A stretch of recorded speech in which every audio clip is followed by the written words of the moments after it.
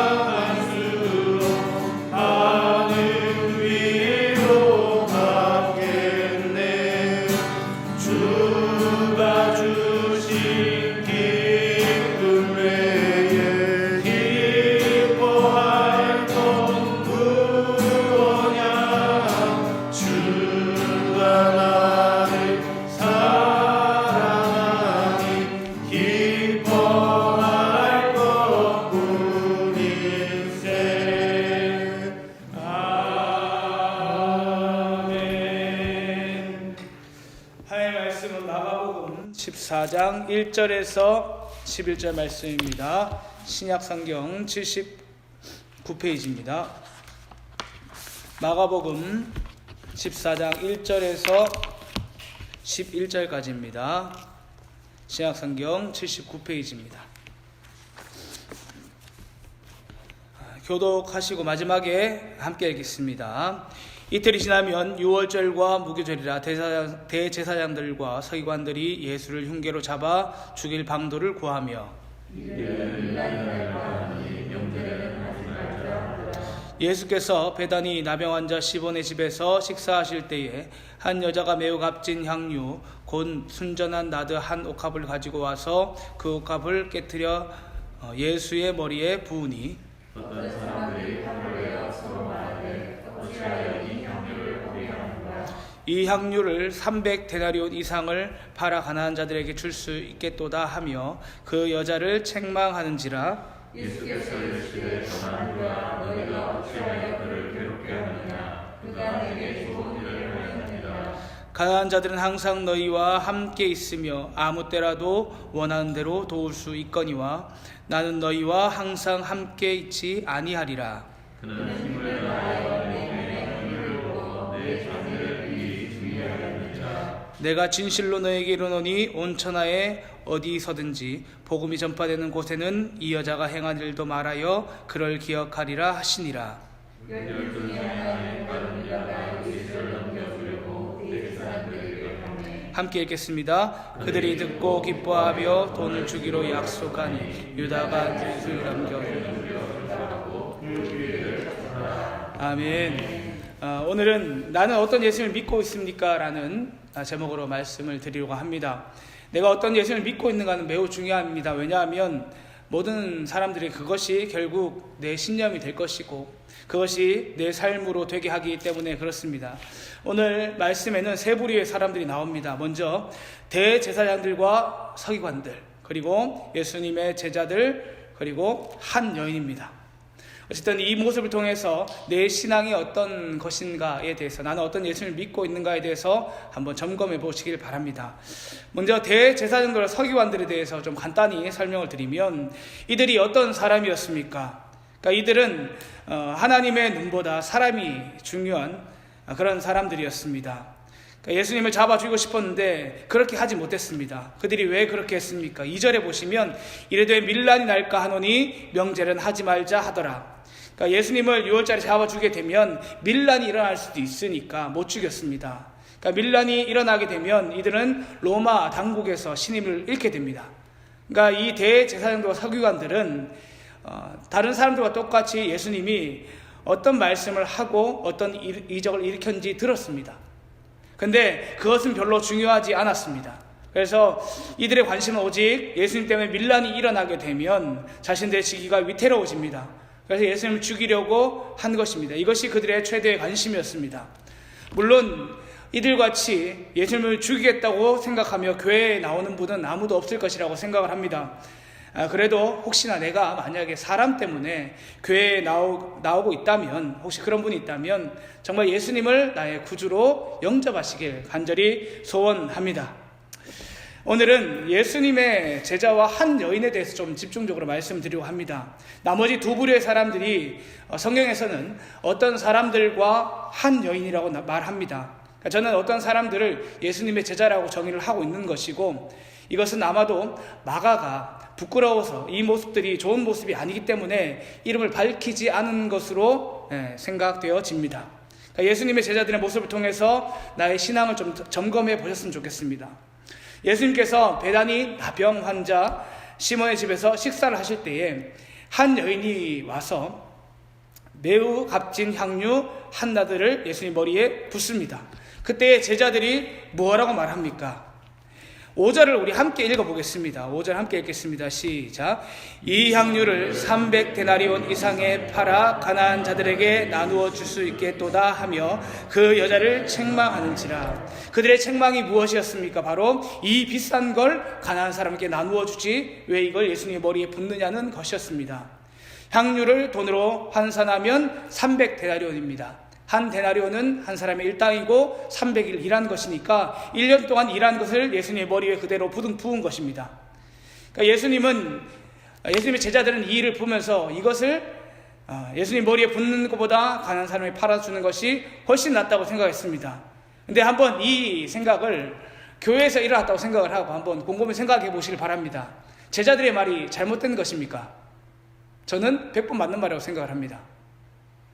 아니 이걸 가난한 사람한테 나눠주면 훨씬 많은 사람한테 나눠줄 것인데 라는 이 생각이 당연한 것입니다.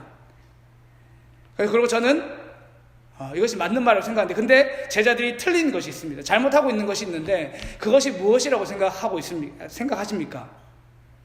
그것은 바로 예수님께서 십자가를 지신다는 것을 잊고 있고 또는 믿지 않고 있거나, 전 둘 중에 하나라고 생각을 합니다. 우리 예수님께서 3번이나 자신이 십자가에 죽을 것을 말씀했는데 제자들은 생각하지도 않고 있습니다. 그러니까 이 일에 대해서 제자들은 예수님의 제자들이 예수님의 장례를 준비한 사람이 한 명도 없었고, 또 한 여인이 향유를 부을 때에 이 일이 예수님을 장례한 것이라고 생각한 사람이 한 사람도 없었습니다. 이것을 보면 우리는 예수님의 제자들이 예수님께서 십자가를 지신다는 걸 잊고 있거나 믿지 않고 있거나 라는 것을 충분히 생각할 수 있습니다. 예수님의 제자들에게 왜 이런 일이 일어났겠습니까? 다른 이유가 없습니다. 예수님의 제자들은 예수님을 아주 열심히 쫓았지만 예수님이 가시는 길을 전혀 모르고 있기 때문에 그런 것입니다. 이 말씀을 통해서 나는 어떤 예수님을 믿고 있나 한번 생각해 보시길 바랍니다. 정말 우리가 믿어야 되는 예수님은 마지막 날에 심판주로 다시 오실 그 주님을 믿어야 합니다. 그것이 우리의 진정한 믿음이 되어야 합니다. 교회는 당연히 선한 일을 해야 되고 사람들을 돕는 사업들을 해야 합니다. 그런데 예수님께서 교회에 맡긴 사업은 구제가 아닙니다. 구제가 아니라 영혼을 살린 일입니다.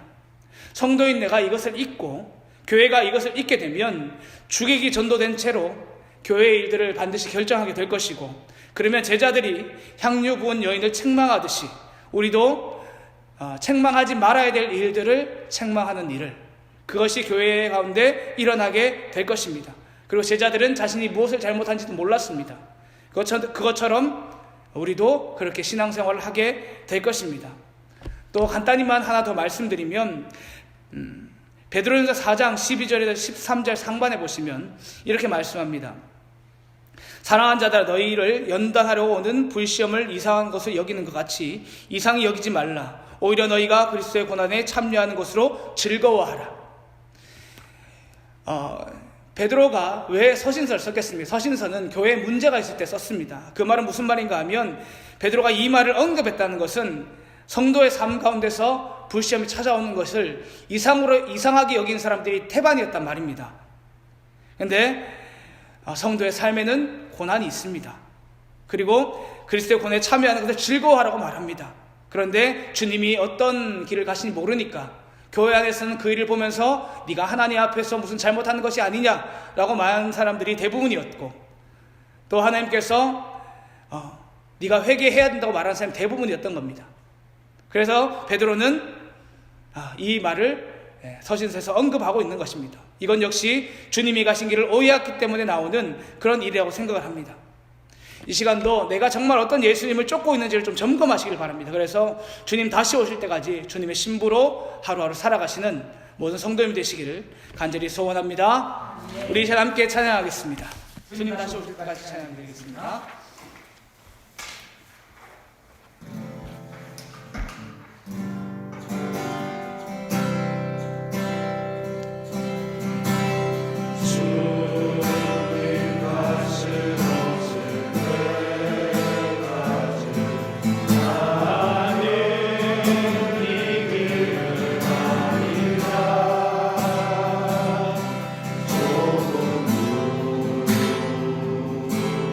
조금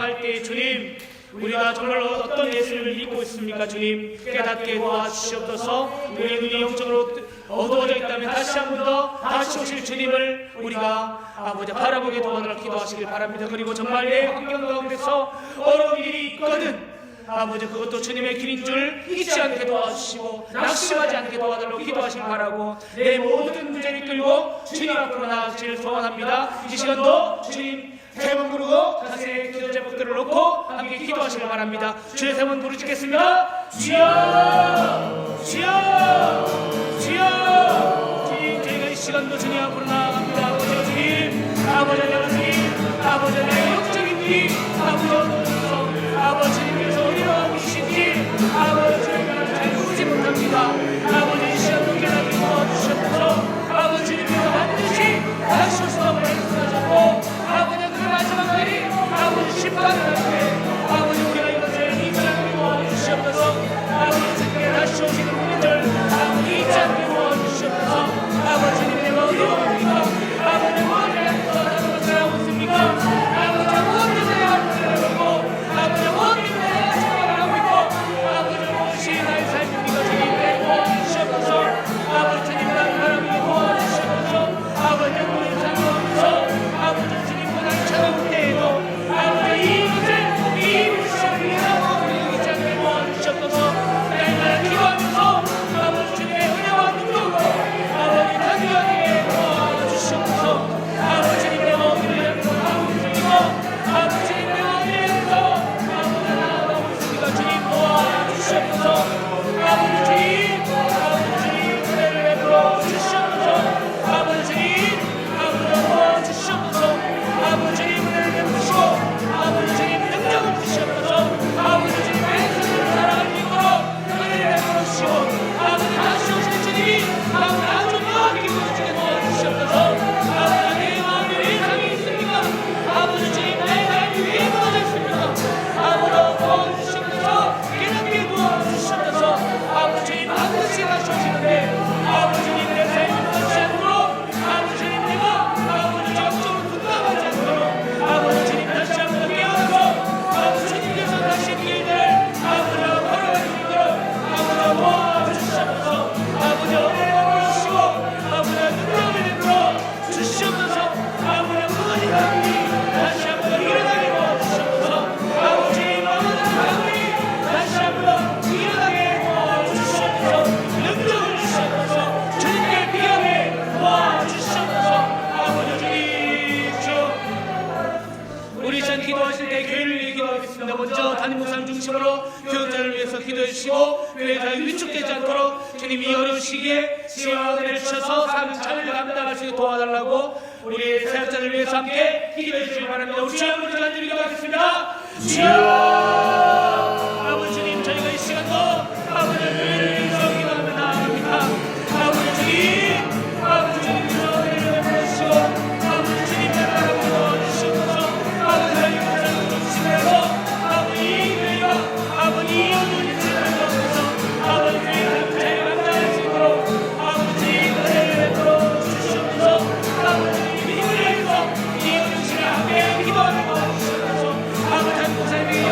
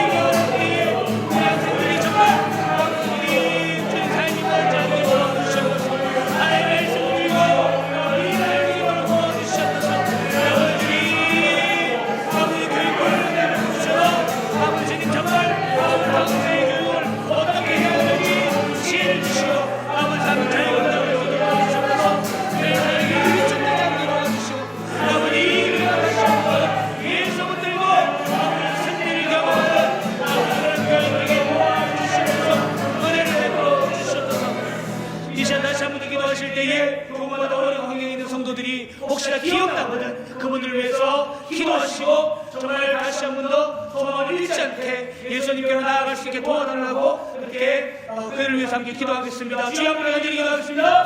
주여 아버지 주님 이 시간도 주님 아버지 주님 마음의 생각을 이끌어 아버지 주님을 불러주시옵소서. 아버지 하나님 주님께서 삶의 길을 열어주시옵소서. 아버지 오직 주님만이 길이고 아버지 주님만이 생명이고 아버지 주님만이 아버지 주님 전부입니다. 아버지 하나님 주시옵소서. 이 어려운 마음으로 아버지 주님의 뜻을 아주 여기 깨닫게 도와주시옵소서. 아버지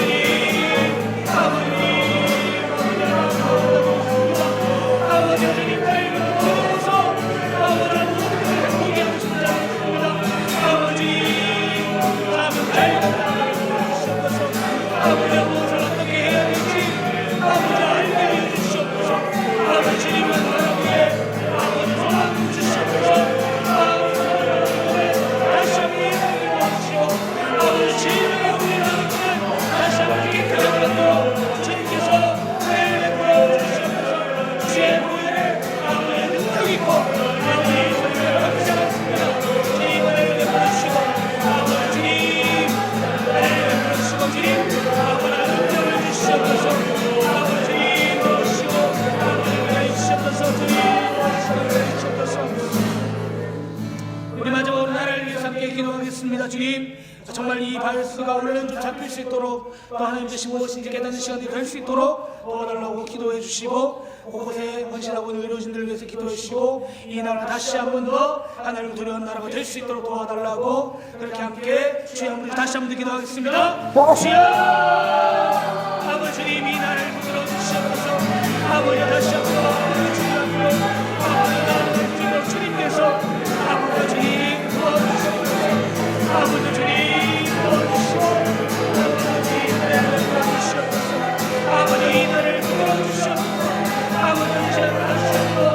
아버지 주님 할 수 있도록 아버지 주님 도와주시옵소서.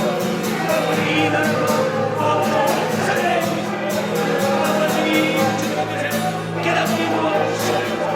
아버지 우리가 영적으로 돌아있어 아버지 하나님을 잘 모릅니다. 아버지 이 나라로 도와주옵소서. 아버지 우리의 죄악들을 해결하옵소서. 아버지 하나님을 도와주옵소서. 은혜를 베풀어 주시옵소서. 아버지 주님 이 어선지에 마음 성령에서 도와주시고 아버지 주님 앞에 나아갈 수 있도록 아버지 주님 도와주시옵소서. 아버지 영생을 주고 있습니다. 아버지 분들을 지켜주시고 아버지 주님 하나님의 은혜로 아버지 잘 감당할 수 있도록 아버지 도와주시옵소서. 아버지 이 나라 다시 한 번 더 하나님 두려운 나라가 될 수 있도록 도와주시고 아버지 전국의 질병의 은혜들이 있을 수 있도록 주님께서 은혜를 베풀어 주시고 도와주시옵소서. 하나님 감사합니다. 주님 우리가 다시 한 번 더 모든 어려움 가운데서도 다른 곳에 눈을 돌리지 않고 주님께로 눈을 돌리게 하시니 감사합니다. 이 어두워진 세상 가운데서 우리 날마다 우리 시선을 흐리지 않고 날마다 하시오실 주님을 기다리는 신부가 되게 도와주시고 하루하루를 은혜로 삶을 살아내는 성도가 되게 도와주셔서 아버지 정말 이 세상 가운데서 정말 빛과 소금의 역할 제대로 감당하는 저들에게 은혜를 베풀어 주시옵소서. 감독님이 예수님의 이름으로 기도했습니다. 아멘. 하늘에 계신 우리 아버지여 이름이 거룩히 여김을 받으시오며 나라의 임하옵시며 뜻이 하늘에서 이루는 것 같이 땅에서 이루어지리이다. 오늘날 우리에게 일용할 양식을 주옵시고 우리가 우리에게 죄 지은 자를 사하여 주는 것 같이 우리 죄를 사하여 주옵시고 우리를 시험에 들게 하지 마옵시고 다만 하에서 구하옵소서. 내 나라와 권세와 영광의 아버지께 영원히 사옵나이다.